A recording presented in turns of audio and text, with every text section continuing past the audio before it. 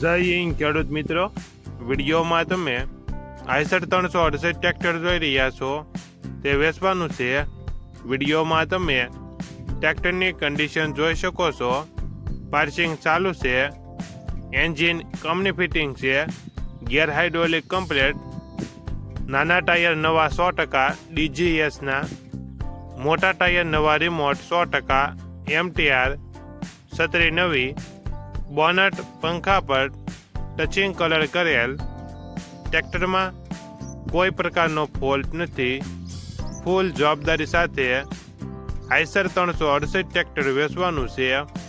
Model 2014, one honour, કિંમત 2,45,000. કિંમતમાં ફેરફાર કરી આપશે.